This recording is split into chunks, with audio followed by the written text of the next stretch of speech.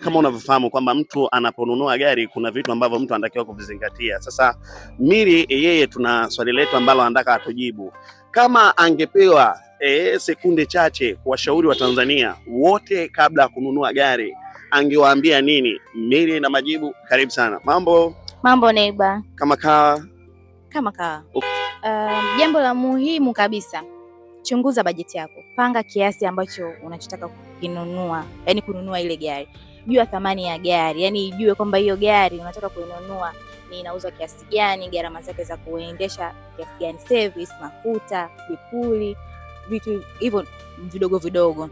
Lakini pia unainunua ile gari kwa matumizi gani? Familia, biashara, matumizi yako binafsi. Hivyo iko ndo cha muhimu, kwa sababu unaweza kununua gari nyingine kumbe gari hile iko ina consumption kubwa ya mafuta, alafu kainunua wewe wakati ulikuwa unataka tu gari ambayo haili mafuta, itakayokusaidia kutoka nyumbani kwenda na kurudi. Lakini pia tunasema usinunue gari kama haujaichunguza, ijue historia ya gari.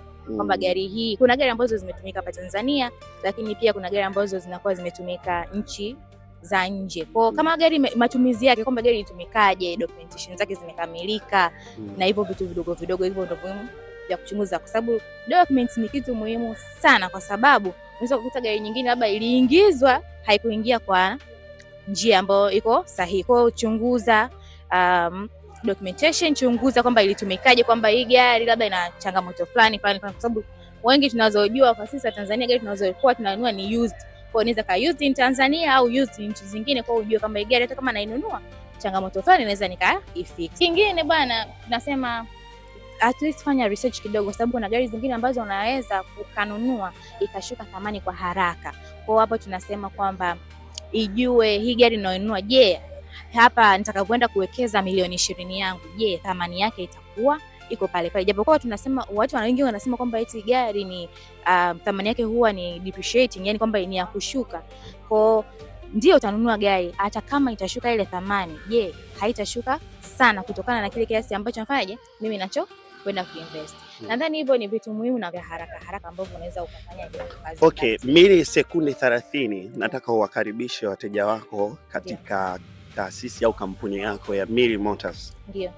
Miri Motors ndio tunapatikana kote. Unaweza kupata kwenye Instagram, Facebook, TikTok, Google Map, yani kokote ukiandika Miri Motors unatupata. Lakini pia tuna ofisi mbili. Ofisi ya kwanza iko Makumbusho opposite na Room of Jeans, lakini pia ofisi ya pili iko hapa Kinondoni. Ndio maana kama unapoona tuko Kinondoni, kwa tajiri kabisa hapa Istatambul. Huwa tunafanya kazi na unajua watu tunasema sisi wafanya biashara sio watu wa vita.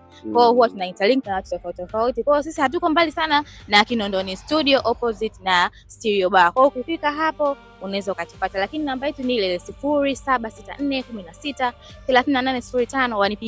Wanipigie.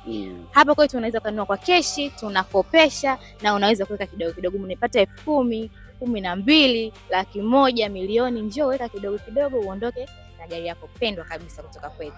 Neighbor Riskiti, nilikuwa na Miri na stories zimeishia hapa.